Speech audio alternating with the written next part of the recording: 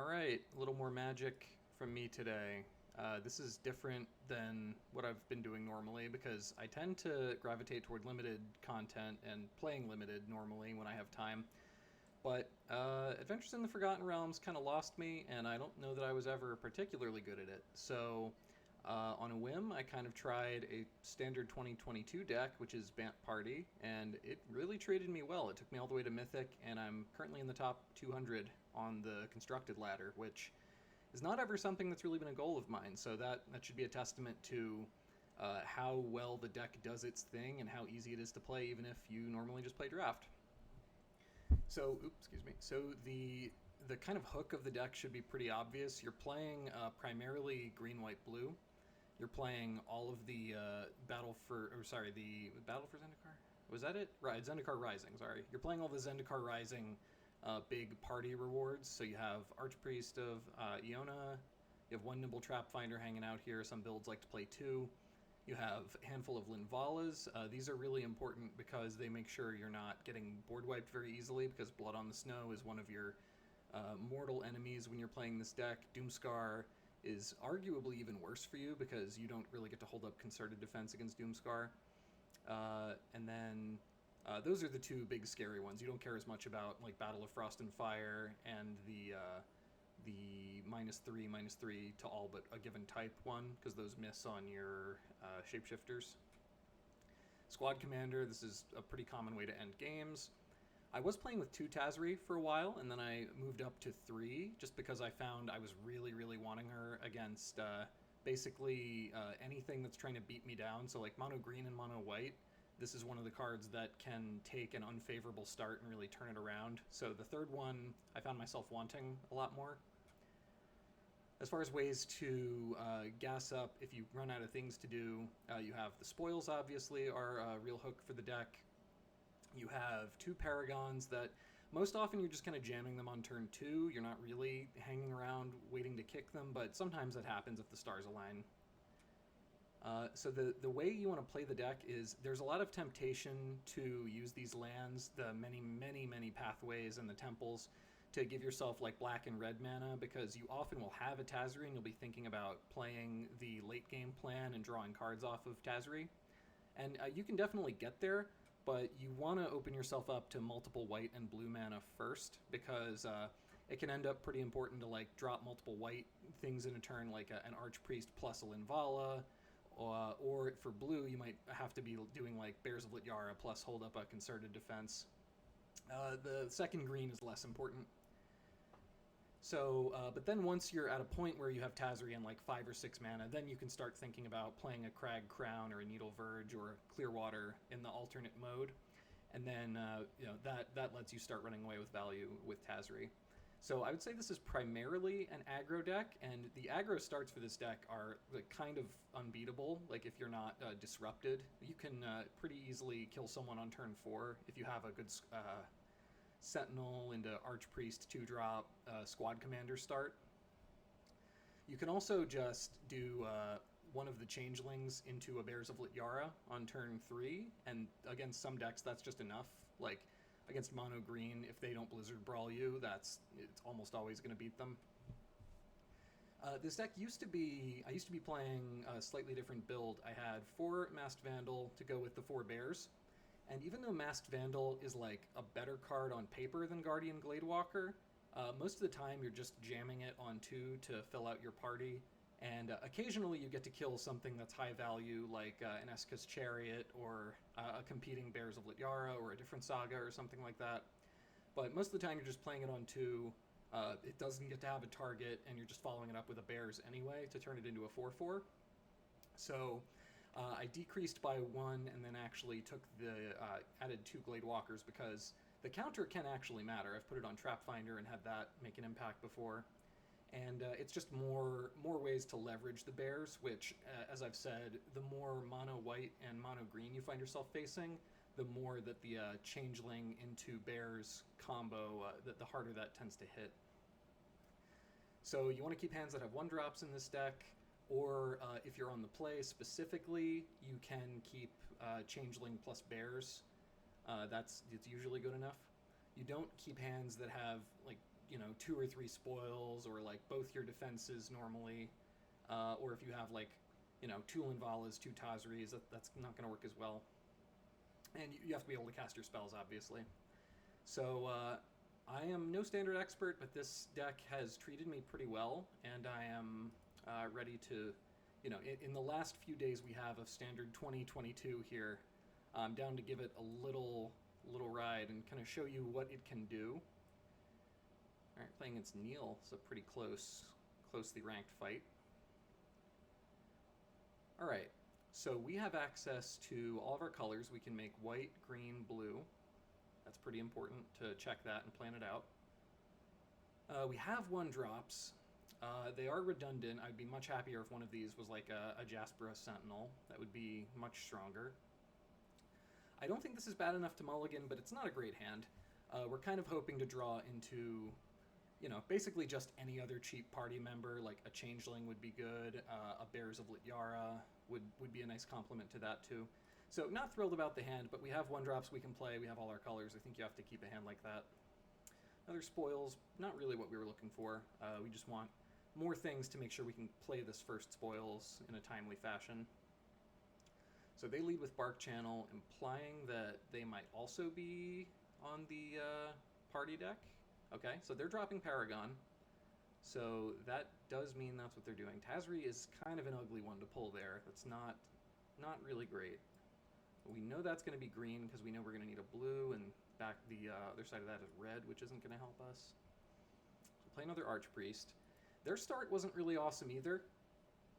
This being a Paragon rather than one of the Changelings means it's not going to be an amazing Bears of Lityara if that's their next play. So we have that going for us. Oh, they're doing a Realm Waker. Okay. I don't play Realm Waker in here, but that's pretty cool. I don't hate it. If they attacked me, I think I would for sure double block here. Try to break up their ability to party. I would only lose one of these, and I don't really need 2 of them anyway, so... Ugh, that is an ugly draw. Okay, so we'll get a blue down here. And so you're seeing the downside of keeping the hand that I kept. We could have mulliganed. I think being on the draw, having 1-drops, and having all the mana was like just barely over the line for the kind of hand we're trying to keep. So I don't regret keeping it, but we're definitely not doing as well as our opponent here. So they have Bears. They're going to be able to turn Realm Waker and the token both into 4/4s. I think... What's next? Probably play Needle Verge as a white. Either one of these we could play as a white and would do about the same thing. Tazri protects us the best from 4/4s, but then it pretty swiftly dies to the Bears of Lityara punch coming up. We okay with that? I think we're okay with that. We have 2 more Tazris in the deck. It's made to soak up hits. It's not really going to soak up the hit. It's just going to take it kind of right on the chin. But okay, so they got 4/4s now. Something nice when you're playing this deck, they don't have a lot of ways to interact very spontaneously on board. They usually have to wait for a Bears of Lityara to tick up before they can kill something. Okay, so they had the kind of start we were sort of hoping for. There's not a ton we can do about that. 4/2 and a 5/4 jamming in. Don't have good blocks on either one. We could chump the 5/4, but yeah, not looking good. It's going to be pretty rough either way. I think I am supposed to chump with one of them, but the writing is looking on the wall here. This is the kind of start you are looking for with this deck. So they're going to get to punch something out. Yeah, I don't think we can win this one. What could we draw? We could go Clearwater. If we spoils, then yeah, I don't think there's anything we can hit. All right, so they got us. They had not a much better draw than us, but definitely better enough. The Realm Waker thing is cool. I might have to think about that. I've seen people play that, and I've also seen people run the I think Mistwalker. I don't know if that's what it's called. It's the 1/4 flyer from Kaldheim that you could change its power around. That one, I don't think the effect really it warrants the 3 mana cost. I think if you're going to do that, you probably want Realm Waker instead. Okay, playing someone stuck in percent. All right, this hand looks a lot better. This hand we get to, so we're on the draw still, but get to start with Sentinel. If we draw a 2-drop, we get to spit out Archpriest and a 2-drop. And then Bear's Squad Commander will have a full party available. So that's going to be good. We're going to keep Branchloft Pathway not played because we want a white that doesn't rely on a creature if we can help it. That's half the battle with this deck, is just making sure you're lining up your mana appropriately. Okay, so I think the matchup for this deck against red-blue is pretty good. The scariest thing they can do against you is Goldspan Dragon into Alrund's Epiphany. When you lose games, it's typically because of some like Dragon and extra turn shenanigans, and the concerted defenses, when the deck ran 4 of those, this was like an unlosable matchup because you almost always would have one when they went for Epiphany. And now that I run into fewer Blood on the Snow and Alrund's Epiphany, I'm only playing 2 concerted defense just because it's harder to find a target with that against the decks that were giving me trouble. So, excuse me. So, it's possible we end up having a little bit of a tougher fight here. All right, so this is actually interesting. We can go Bears. If we go Bears, we get to knock in for 4. But we could also play Squad Commander. If we play Squad Commander, we can follow up with Bears next turn, and then we're potentially getting in for a lot more. The issue with that would be if they have like a Crush the Weak under here. And if they have a Crush the Weak under there, the thing we would most want to play is just Tazri, because then we have this very nice threat that doesn't really die to anything they can do. It's just going to give them fits. So this is tricky. This could be like Saw It Coming plus Epiphany. There's nothing saying this has to be a Crush the Weak. I think I'm going to try to high roll it and play Squad Commander here for the biggest possible punch next turn. Because that'll be a lot if we don't get swept. It'll be 1, 2, 3, 4, 5, 6, 10, 14. Okay, well they do have the Crush, so feel a little silly about that. Best play probably was Tazri then. Ooh, they're doing the white thing too. Okay. Where does that put us going forward? Could Bears have an untapped? That doesn't really do a lot. Could just play the Tazri and start getting ready to do the draw effect. Which you don't really want to play a slow game against them, but you can play a grindy game if you're forced to. So I think I go for the Tazri. Playing a red here because I have the ability to make my other colors, and you might as well give yourself the ability to use the Tazri ability. Okay, I don't love where this is going. We don't have a ton of pressure on the table. They mopped up a lot with the Crush there. Yeah, so this is the kind of deck that's going to punish you for shaving on concerted effort, because when you have 3 or more of them, this is a pretty easy matchup. We have Masked Vandal. I think we got to just commit more things to the board. So if we... Oh, no, there's no reason not to just play this out on white, I don't think. Yeah. And we do that. If they're feeling a counter, they can do that. So we know their deck isn't doing the Frostbite thing because they don't have snow lands. So we don't have to worry about Frostbite. It's just going to be like maybe they've tucked away a Doomscar at some point.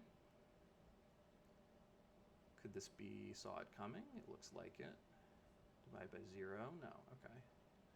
So they're probably going to have a Mascot Exhibition coming soon. This deck can beat Mascot Exhibition pretty well. You can go around it fairly easily with the Squad Commander. Okay, if they still have Saw It Coming, that could be an issue. That could be something we don't want to deal with. This can be blue.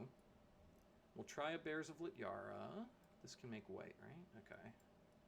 So we play this. We do only have the ability to play 1 Bears because we didn't play this on... oh no, I guess we never... If we played this on white, this could have been green, and then we would have the ability to do both of those.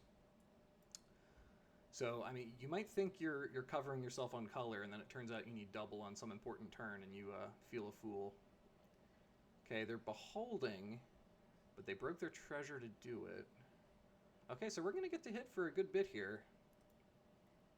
Oh no, that doesn't complete the party. Okay.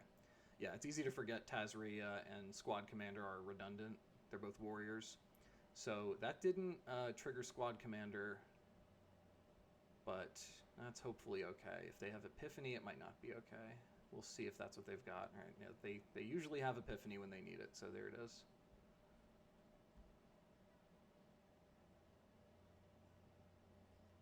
All right, another Epiphany will kill us. Hopefully they don't have that.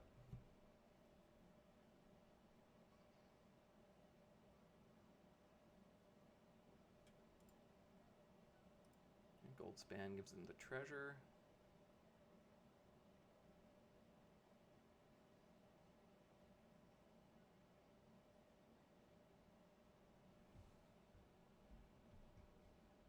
Okay, they've got something on my upkeep. I wonder what that is. If they go to bounce Tazri or deal with it in some way, I might be inclined to use the ability. Oh, if I use the ability, I guess I'm just gonna die, because, yeah, they will just hit me again in the air, so I probably can't afford to do that. Well, that's not good for me. Okay, so we're taking 2 here. Both those are getting tapped. Yeah, it sucks. That resolves.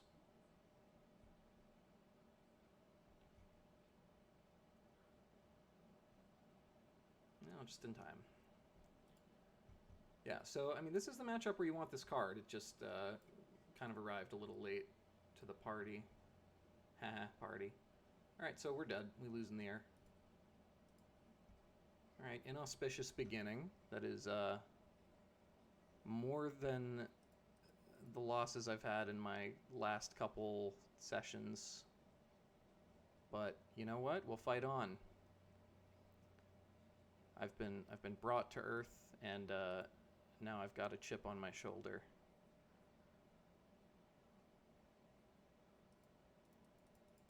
All right, deck. We've dusted it off. We've seen what the okay draws can do. Now let's see what the really good draws can do.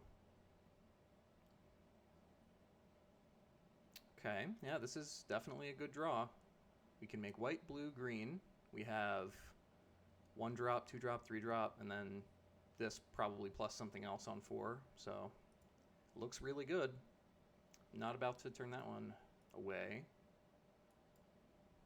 Yeah, when you have these like curve out hands that start on 1 and you have good mana, decks really have a hard time keeping up with you usually. It's, you know, that's kind of the reason to play curve out decks that can start doing things on 1, is you get a lot of free wins from people who just can't keep up. The difference with this deck is that the mana is really good because you get to play Temple and it's often untapped, and you get to gas back up if you get wiped in a lot of situations. So I think Gladewalker, if they're red, they could have Frostbite. So I think I'm actually just going to leave the counter here. I'd rather spread the threat around.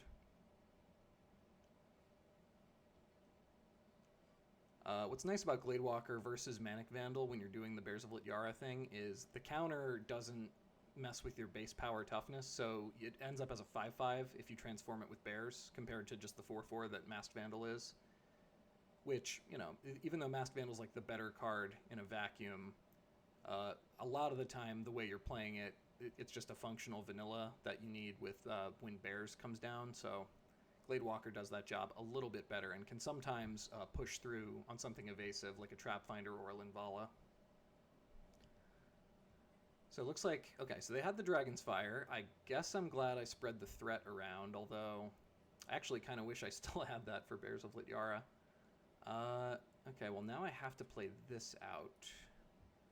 And Linvala versus playing Bears here. I think it's better to play Bears because it'll grow up, and a 4/4 feels pretty hard for them to deal with. So then, yeah, we're still looking like we're going to be able to put a party together. Right, they've Dragon's Fired us. They have more removal. This deck plays a good amount of removal, so it's pretty hard to make the Bears thing happen reliably. That's okay. Tazri will live through most anything, however, so I think that seems okay. Just going to jam you onto the table. The typical application for Tazri is you want like a big turn 4 or 5 where you're doing multiple things, and then this only costs 1 or 2. Yeah, there's Gold Span. Never late. Okay, this is getting dicey. This is where the Goldspan Epiphany thing could happen.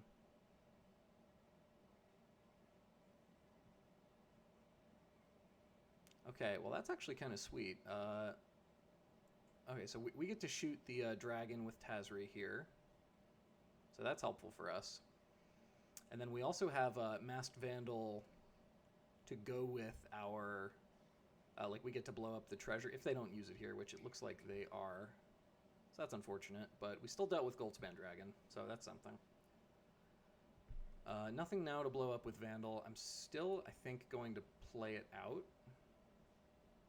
And this is actually tricky, but I think it's in my interest to play Temple naming a color I don't have yet for Tazri, because this game could definitely go there. Yeah, I'll just make it red.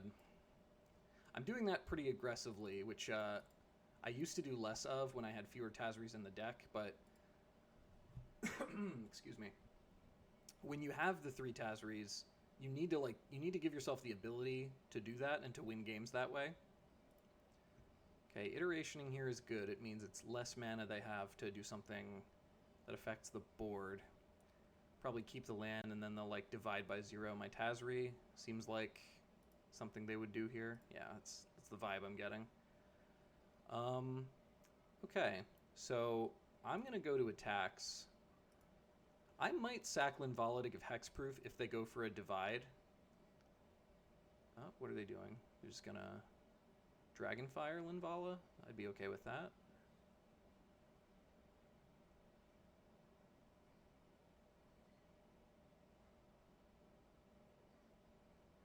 No, nothing yet. Okay, they're gonna let me get my attack on first, and they're just gonna take it. Okay. No, they are gonna divide. Or are they? I don't know. They're highlighting. They clearly have something. Okay, so they're dividing. I think, and this is pretty close, but I have the ability to deny them the learn by sacking Linvala, and sacking Linvala aggressively is not bad in this deck because, like, you have all 4 of them, so you want to find ways to use them. So I'm going to give the hexproof here, let that happen. They'll go to 5. So I think it's actually good here to just use the Tazri ability right up front. Wow, yeah, we get a squad commander and a replacement Linvala. That seems very good. We don't enable full party with by taking squad commander, because Tazri again is already a warrior, but I think I'm still taking the high impact cards here. Let's play that as a green. So Linvala should hopefully continue giving them issues. Another iteration, still fine, I think. So they got to do something about my board again, or like I have lethal on the table. It's 5 power. Behold, I don't think is going to get it done. That kind of feels like, yeah, okay, they just wanted to see their next few cards. All right, well, we got one. That is a game. Got some ranks back. So again, that's a deck that we, in the current build, give up a little bit of equity against by shaving on Concerted Defense and planning more for folks who are just beating down with green and white. And if I keep seeing the decks I'm seeing, that maybe I'll finagle the build a little bit and add another defense back in. I don't know. You have to kind of play toward what you're seeing, and I haven't seen any mono green really yet. So if we keep seeing these kinds of decks, maybe Tazri hops out and a Concerted Defense hops back in. Totally possible. You can't get a full sense of the data with just some anecdotal games, but, you know, if you're not playing 10,000 games, you're not going to ever have a full sense of the data anyway, so you might as well play to what you're seeing. So we are going first, but this hand is ugly. Yeesh. 2 Tazris, nothing to do on 1. Yeah, this hand is pretty bad. I don't think you can keep it.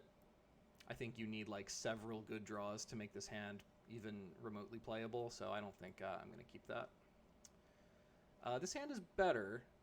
We're going first, and if we draw an untapped land, we will, or any land, I guess. No, yeah, we would need an untapped land, but they're all going to be untapped if we have Vandal. So we will have Vandal into Bears on the play, which is often just good enough on its own.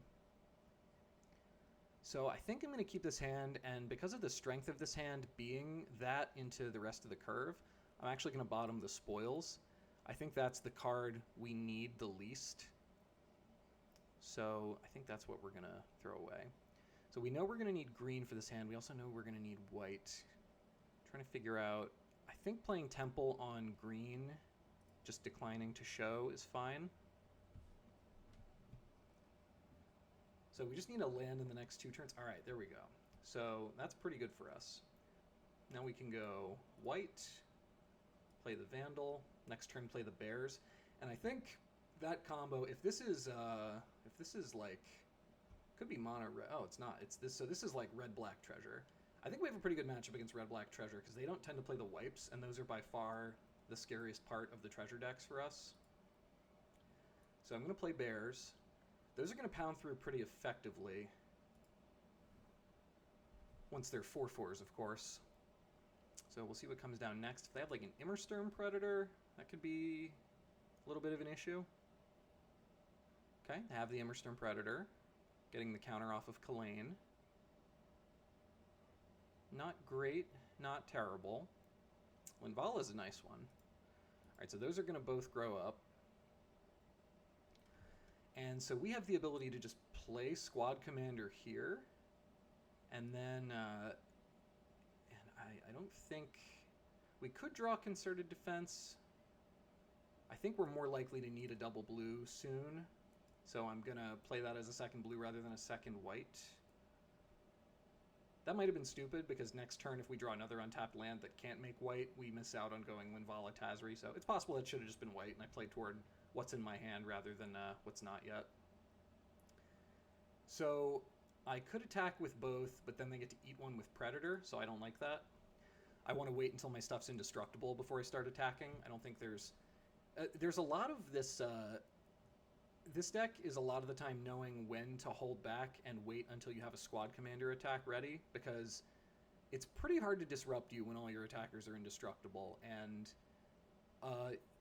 knowing when the switch is flipped from like an aggressive game toward a long game is important, because as long as you're attacking with an enabled Squad Commander, like, you are doing the long game thing probably better than your opponent can. So, like, them having a Predator here that could eat a Changeling means we've officially flipped that switch. I don't want to be making a reckless attack that basically trades one of my Shapeshifters for a Kalane. That feels like not worth it here. So what could they do? They could have like a Soul Shatter that would kill my commander. It wouldn't be my favorite, but, you know, we'll see if they actually have that.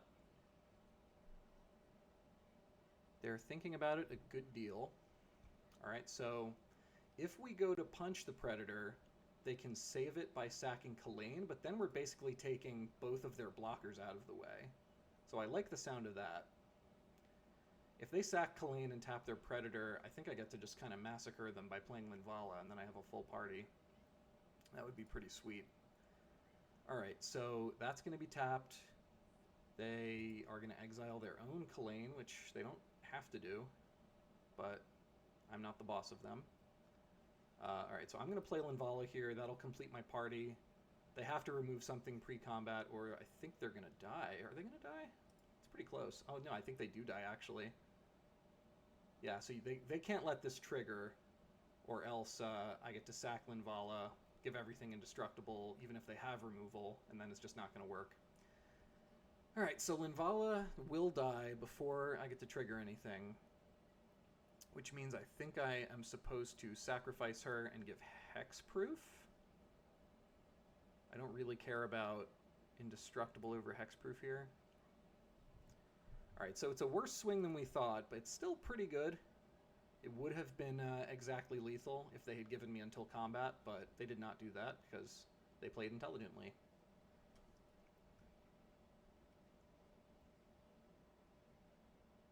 Alright, we have a pretty saucy looking board here. Many, many ways to complete the party here. Any of our wildcard creatures will do it. Immersturm Predator does not strike me as the kind of thing they want to draw there. I think that's going to be probably the end of the game. Yeah, they agree. Okay. All right, we took another one. Against the black-red non-Blood on the Snow deck, like when it's just black-red treasures, I think that's a pretty good matchup because you just don't really care about Immerstorm Predators. You care not too much about Goldspan Dragon when it's like their only threat that they're relying on.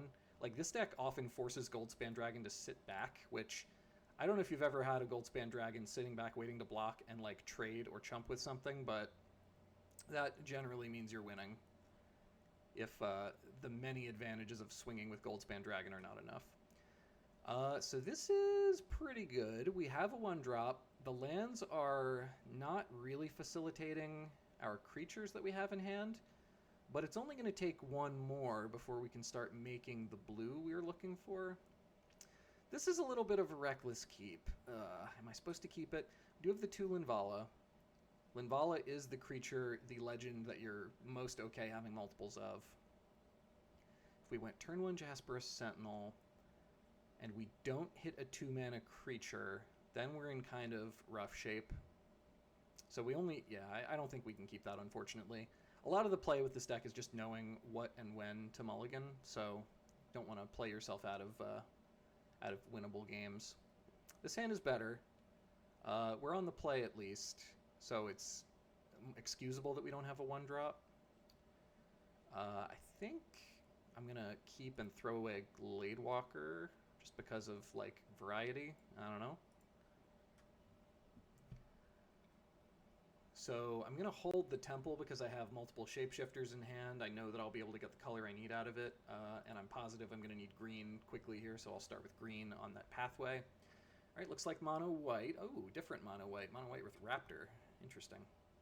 Okay, Sentinel's not a bad draw here. We can play the Sentinel, and then I think it's going to be play Temple on white, just because we have a white card in hand. We'll see whether... So if they have Raptor, it's a safe bet they have some kind of equipment, I guess. Or maybe not. Maybe it's just an okay threat. So Monk will get bigger. Okay. Don't get to...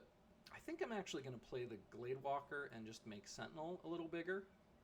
They might forget that it has reach and walk a Raptor into it. They didn't attack there, so it looks like they're aware that it has reach, but... Okay, Spellbinder, a little bit of a nuisance in this hand, but we have some redundancy. Like, we've got multiple things to do with 2 mana, and we have multiple squad commanders. So there's not a ton they can take away from us with Spellbinder here. They just want to get rid of Paragon. Interesting. Okay, another land is good. We can play that on blue. Submit, blue. We can play our squad commander.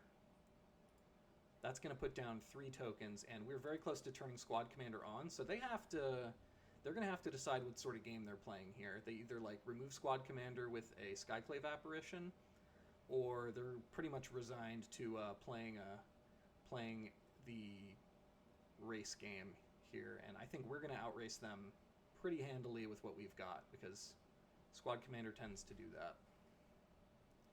They just flip on Paladin class here. Ooh, I like that for us. That seems pretty good. So they're attacking with both Raptors. So they're getting in for 8, but we're about to get in for a lot. Like a whole lot. Oh, we have Archpriest too? That's pretty nutty. So we're not blowing up the Paladin class with Masked Vandal, but I think it's okay that we don't, right? Or you know what? We can actually just hold back. It's probable that we can afford to hold back the Jasper Sentinel as just a blocker here, and then we could later use Masked Vandal to blow up the class. But then again, if we're doing that, it might just be better to play down the Vandal anyway. Yeah, I think this game's moving along quickly enough that we don't need to wait for Vandal to blow up Paladin class. It just seems like not what the game's going to be about to me. So I'm going to just lift up Gladewalker here. Going to get in with all of these. This is going to be a big hit.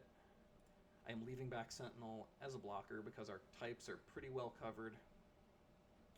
They're going to block Commander and take 9. So they got to be careful here because if we hit another land, we do just get to play the other Commander, and then that's not going to be good for them. All right. So they have 10 power in the air. That feels worth chumping to me. It prevents so much damage.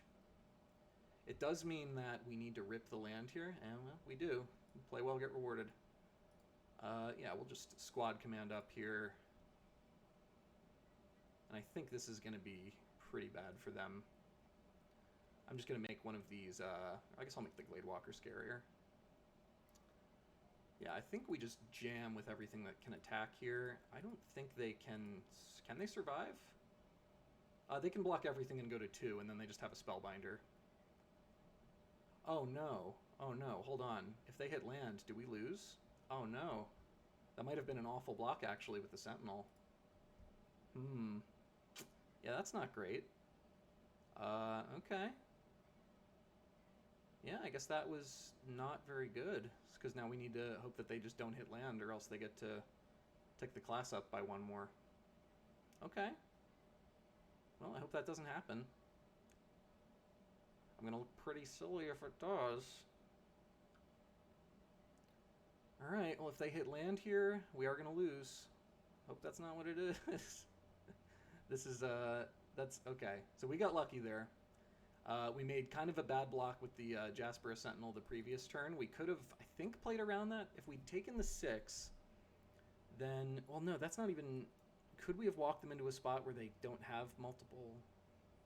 Yeah, I think we had the ability to not put ourselves dead to that by attacking a little differently the previous turn and not planning to block with Sentinel. I feel like that's a mistake I might not make if I wasn't narrating, but I can't say one way or the other. I usually don't get to see the Paladin class end up being that relevant. This hand is a Snap Keep. Get to start with white, and then we have green. We have access to pretty much everything. This might not get to be untapped, but that's of middling concern, I think, with this hand. Yeah, I think we're okay, just playing things out, maybe hoping to draw a Changeling. That would be nice, because then we have all the mana whenever we need it. Okay, they are doing the same thing we are doing. We will use our being on the play to our advantage here.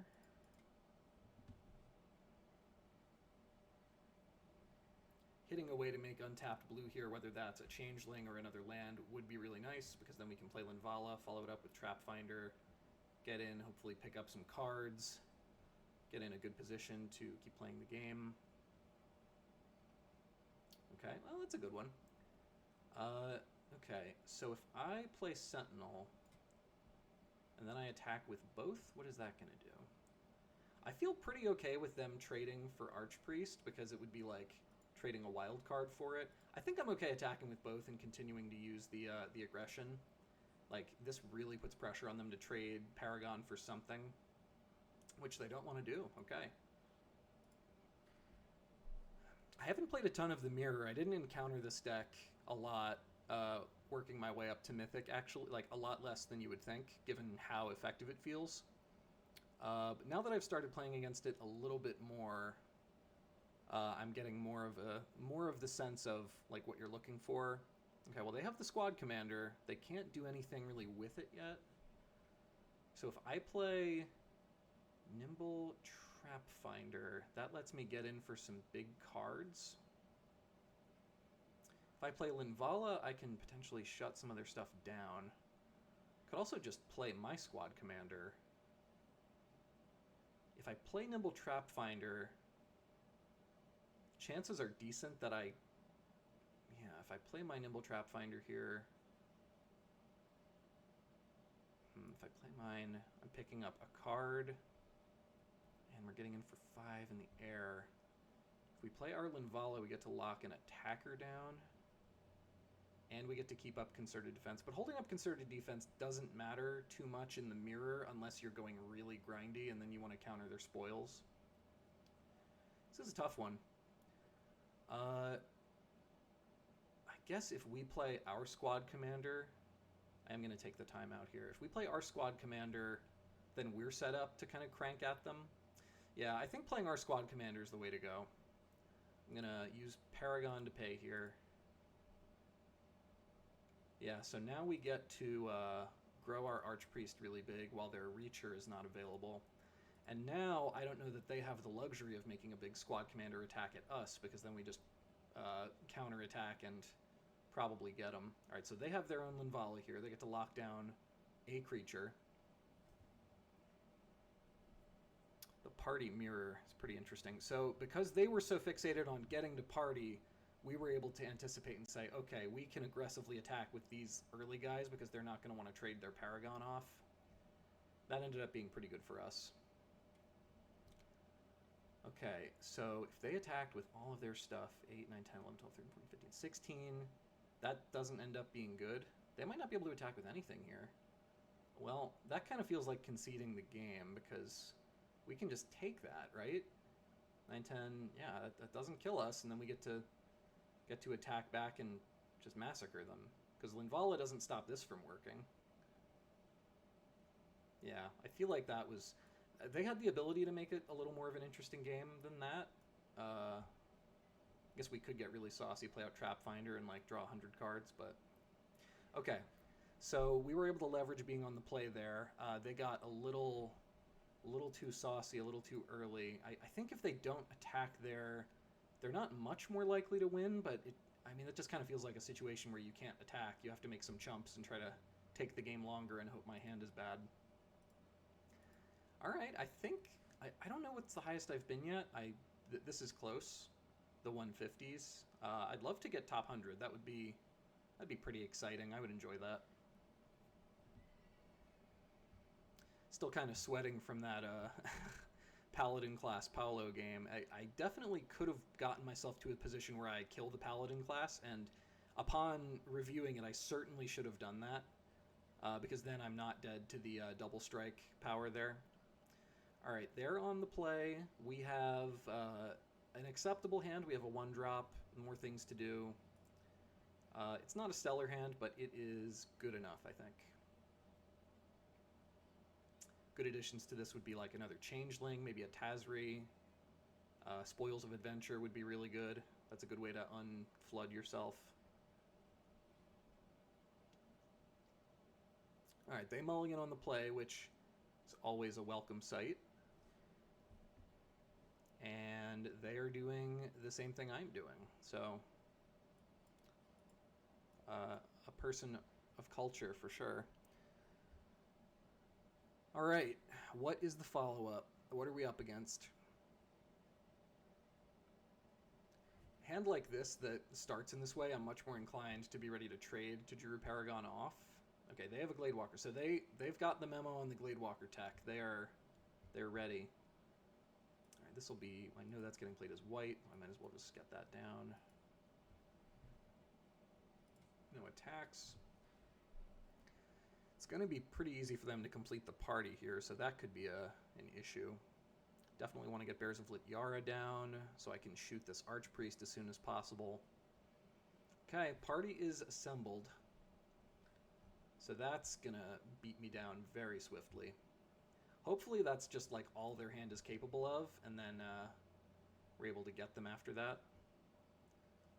Okay, so we have to get this Bears of Lityara rolling as soon as possible. If I attack with Tajuru Paragon, does that enable anything? I might end up... Okay, so I'm going to play Bears because I need to get this rolling.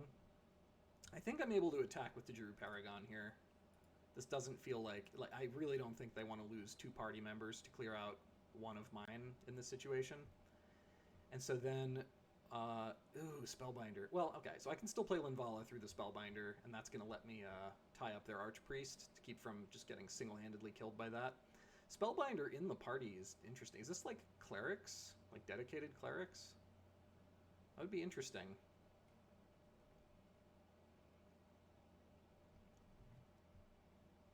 Okay, so they get to hit me. They might buff up one of their other... Oh, that's not good. That's really not good. That's pretty bad. Yeah, so now we get hit for several damage here.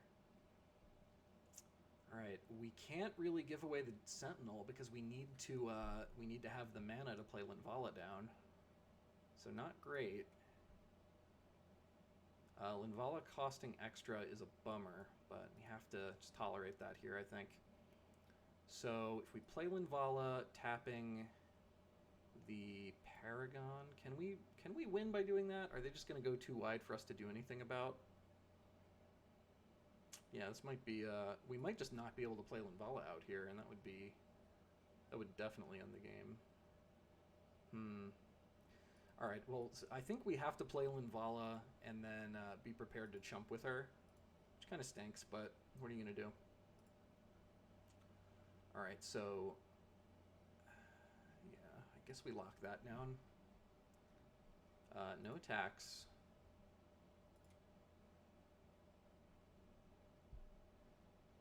I'm pretty sure we're dead here. Sentinel. So this can't attack.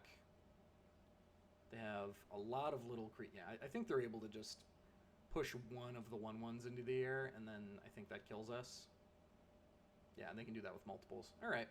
Well, they did get us there. The second Archpriest was kind of a beating. We were a little too far behind to do anything about it. We can block one. Blah. Yeah, we take lethal. Okay.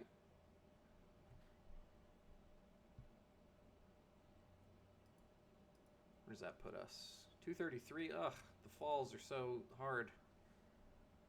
The highs are so high, but the lows are so low.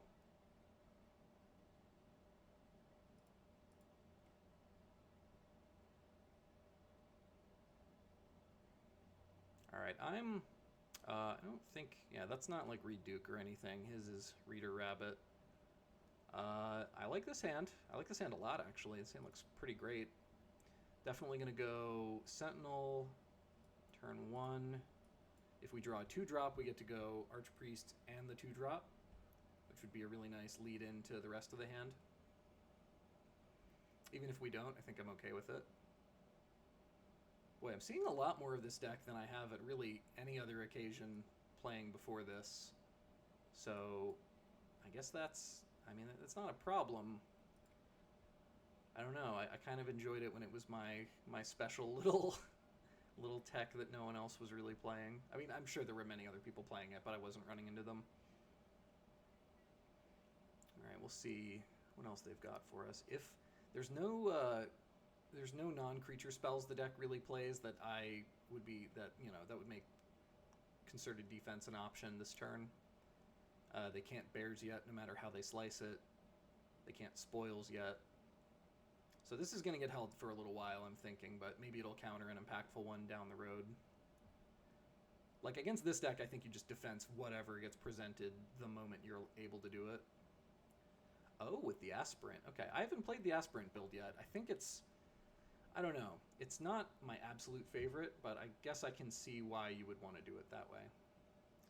Okay, so I have to tap myself out of blue in order to get Bears of Lityara down, but I think I can tolerate that.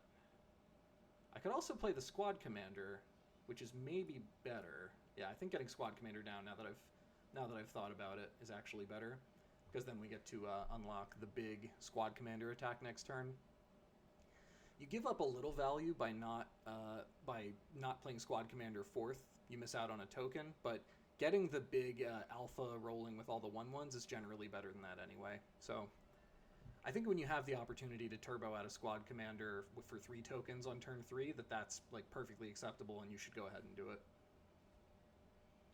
Okay, so they've double dipped on Clerics here, which means they don't yet have a full party. We'll see if that ends up hurting them, or if they have a Changeling to play. No, they have yet another Cleric, but they still can't fly over. So, not really ideal for them. They kind of wish they could do that, I think. Do they attack? I think if they attack with the 5/4, I'd be down to chump with a 1/1. No, they don't want to do that. Okay. So if I play Branchloft Pathway out, I already have double white, so I'll just play it as green. Play Bears of Lityara. I don't have the ability to spoils yet, but I think I'm going to be okay with that. The not having another blue has been not the best so far, but we will fight on anyway. They can just block the 2/1s. And they have enough, they have beefy enough things on the ground that I'm kind of wondering if I hold them back to chump with. I don't think I'm going to do that. No, I think I am actually. The blocks are very clear to them here, so I don't think there's any reason to like give them super easy blocks when I could hold back for a potentially more powerful attack next turn.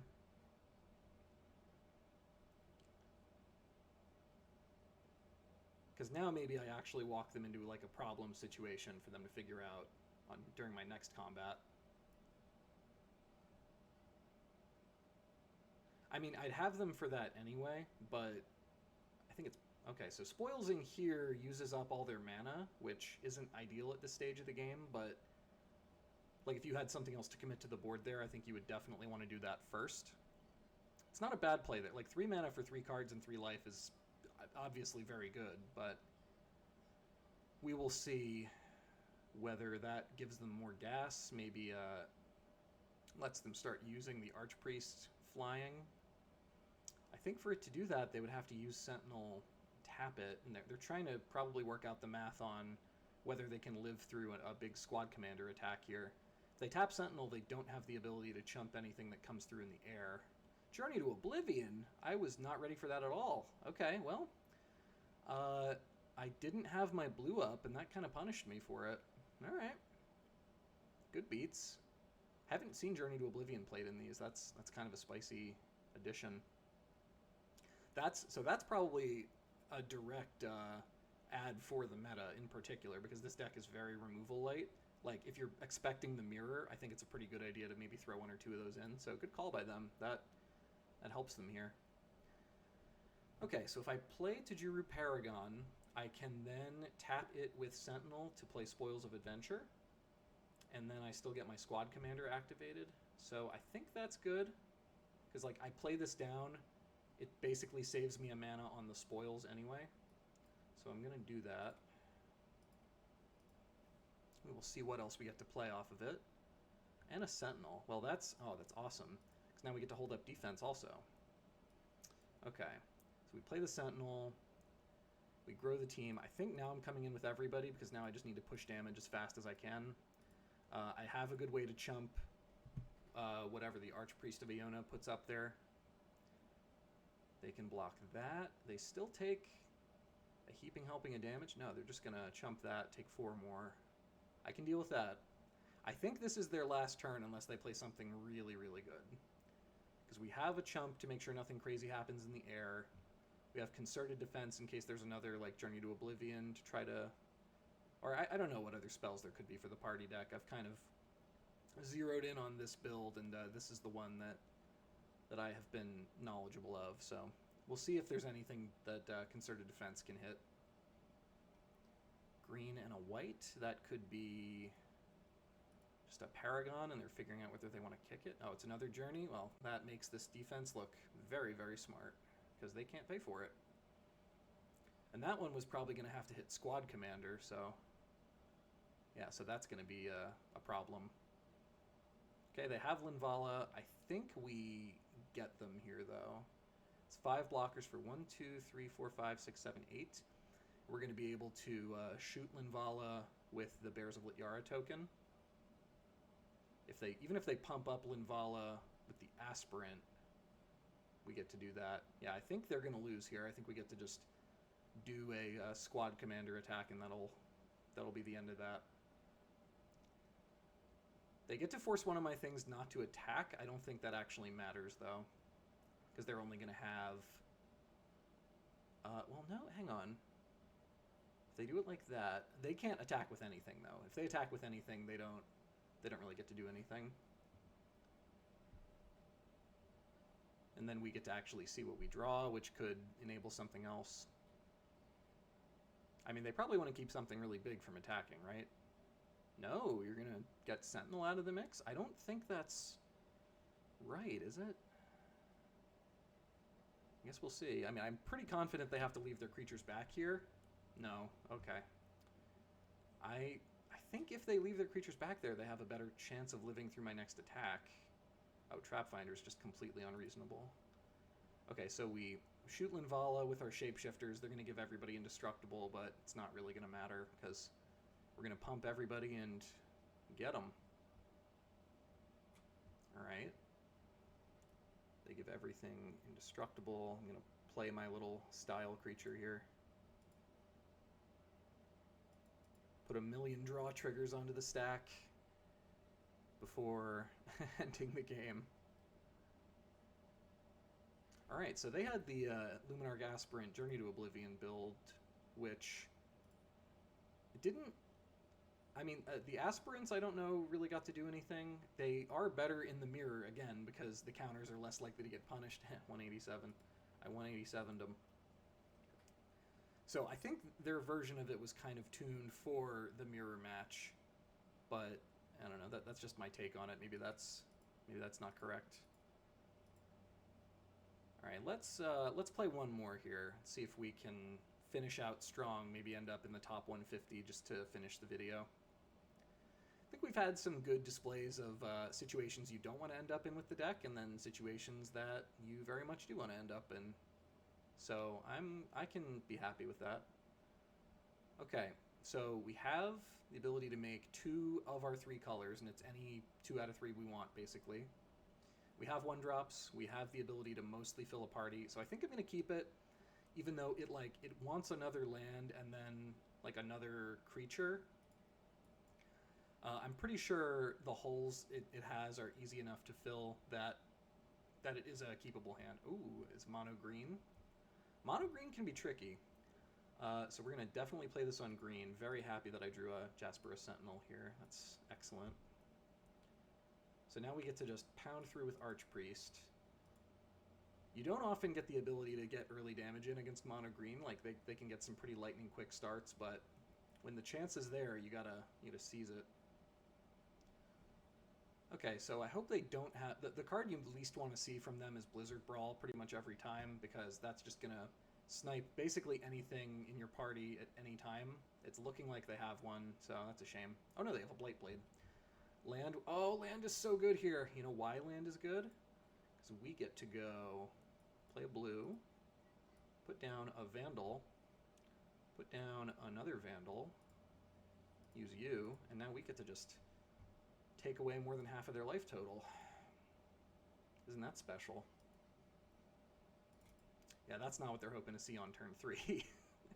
So now they're in a very bad spot where they need to remove an Archpriest, and even if they do, they are like probably reduced to chumping with Jasperus Sentinel. We know that we're about to refuel with spoils. Yeah, that was a pretty gross opening for us. And had some good draws to complement it too. The Sentinel into the 3rd land to double. But, you know, this deck is very good at putting itself into spots where, like, it has good top decks basically all the time. Like, I've literally had games where I'm looking at a board and wondering how I can win, and then I draw spoils into, like, Linvala plus Squad Commander, and it's like, oh, actually, I just win this turn. That's unbelievable. So that puts us at close-ish to where we started, but... so that was Bant Party in Standard 2022. I guess the format for Standard is actually turning over in a couple of days, so it's not like you have infinite time to still play this deck, but I think it is a ton of fun. I am not by any means a common Standard player, and I've played many games with this deck. I really enjoy it. I think the synergies are great. I think the puzzle of what mana you play at what time is really inherently interesting. And you get to play these really cool kind of limited bomby effects, like getting to spoils for 2 and 3 mana fairly consistently, and like do this and make 2 or 3 4/4s. It's just all this really fun stuff that you're often reduced in Constructed these days to playing these very singularly powerful cards that almost don't require any synergy. So there is a certain appeal to slapping together these very like package designed limited rares that you need to draw them together for them to be more than the sum of their parts, but it happens more in this deck than you would think. So thank you very much for watching. This has been some Bant Party with Jamie for Standard 2022. I hope you enjoyed, and if you have some time in the next, I guess, 4 days before new Innistrad comes out, you can give the deck a try yourself. All right, so thank you very much. Have a nice day.